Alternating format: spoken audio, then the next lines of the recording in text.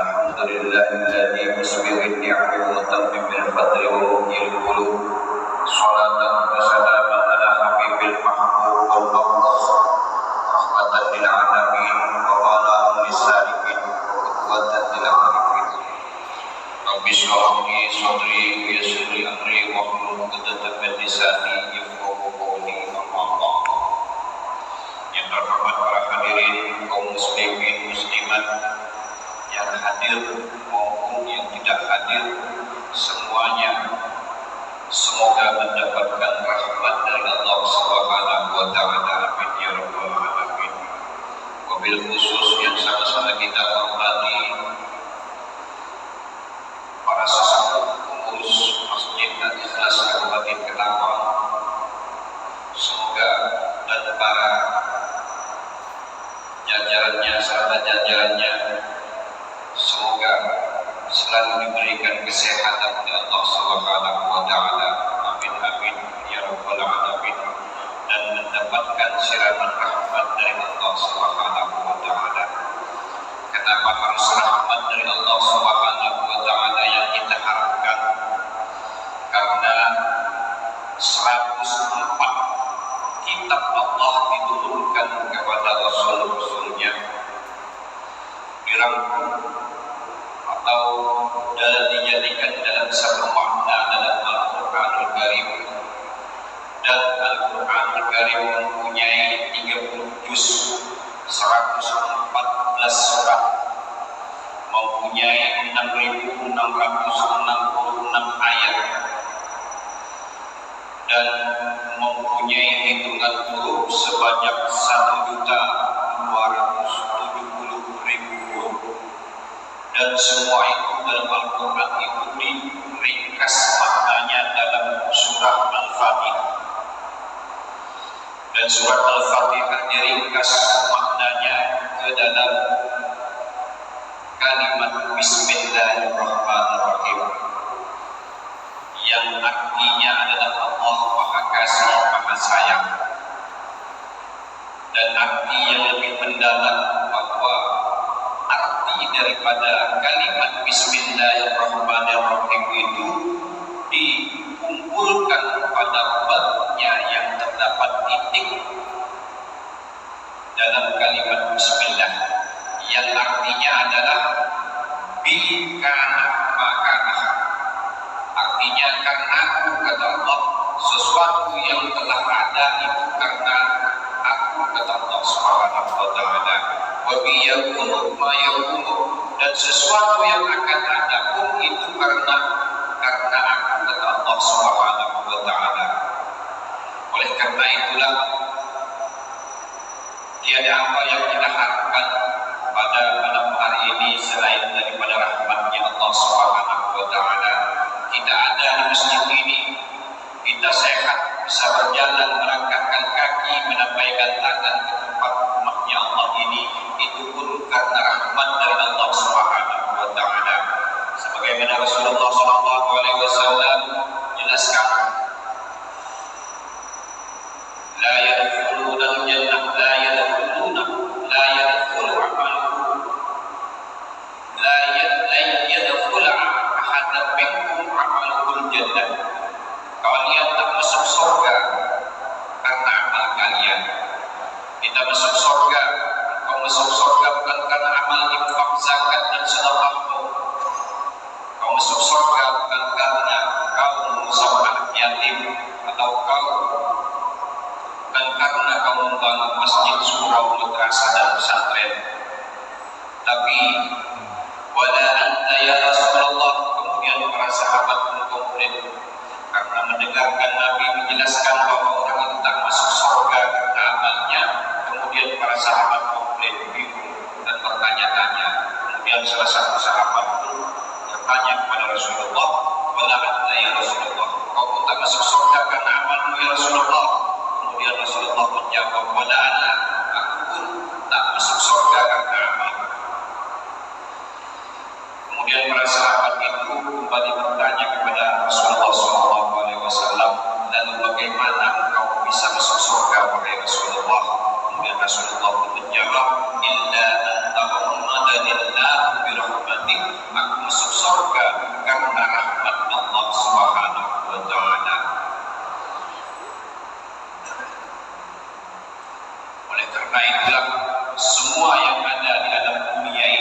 beserta isinya yang ada itu karena rahmat Allah Subhanahu wa taala.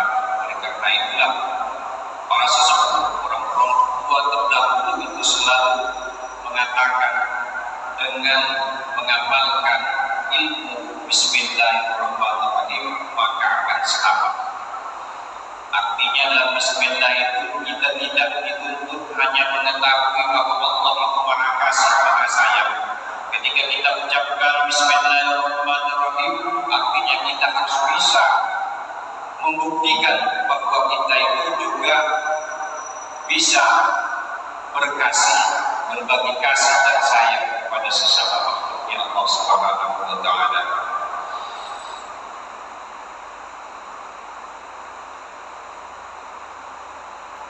A'udzu billahi minasy syaithanir rajim. Bismillahirrahmanirrahim. Ya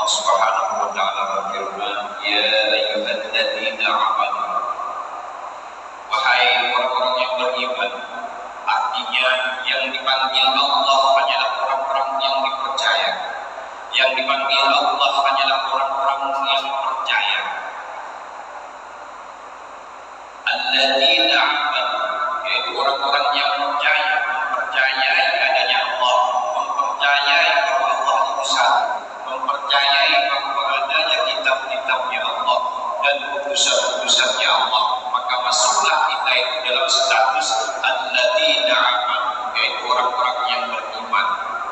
Ketika kita dipercaya oleh Allah, maka kita harus mempercayai Allah. Logikanya ketika kita datang kepada seorang bos PT, seorang yang kaya raya, penguasa, banyak harta, banyak kekuasaan, setelah kita dipercaya olehnya, maka statusnya kita itu mempercayai orang tersebut. Begitu juga dengan seorang anak kepada orang tua, maka anak itu harus percaya dan mengikuti apa yang dikatakan orang tua. Maka status anak tersebut adalah anak al-amin, yaitu yang dipercaya oleh orang tua. Bagaimana status orang yang atau sifat-sifat orang yang percaya, orang yang beriman? Kutiba alaikumusiyam, telah dicatat, telah diwajibkan kepada kalian semua manusia asyam, yaitu berpuasa. Kama kutiba alal ladzina min qablikum la'allakum tattaqun, sebagaimana diwajibkan kepada orang-orang sebelum kalian. Dari lafal kutibah itu artinya fi'il madi. Kalau kembalikan kepada fi'il ilmu sorof, artinya fi'il madi itu bermakna masa yang telah lalu. Artinya puasa itu tidak hanya diwajibkan kepada kita yang baru, artinya puasa itu juga diwajibkan kepada sebelum-sebelumnya kita. Karena kutiba alal ladzina min qablikum, sebagaimana diwajibkan kepada orang-orang yang sebelum kita. Namun orang-orang yang sebelum kita alladzina min qablikum itu tidak tersifat dengan al-amin, al-amin. Artinya tidak semua, tidak sepenuhnya menjadi berstatus al-amin, yaitu orang-orang yang beriman. Karena pada waktu itu memang sebelum adanya Rasulullah SAW. Tujuannya apa? Allah Subhanahu wa taala mewajibkan kepada umat manusia untuk berpuasa. Itu tujuannya adalah la'allakum tattaqun. Maka dikembalikan kepada makalah yang pertama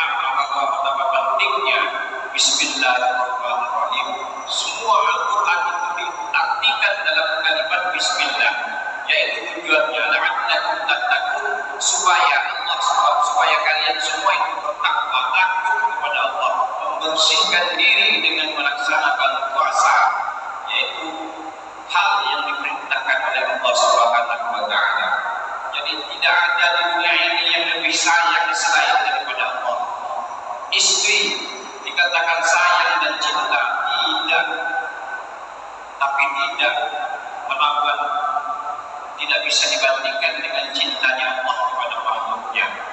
Karena Allah Subhanahu wa taala menciptakan makhluk sebelum makhluk berruh itu dikeluarkan dari rahim ibu, dimasukkan itu ke dalam jasad untuk itu bersaksi bahwa bala syahidna, kataku itu berkata, kamu bersaksi bahwa engkau adalah Tuhan kami ya Allah.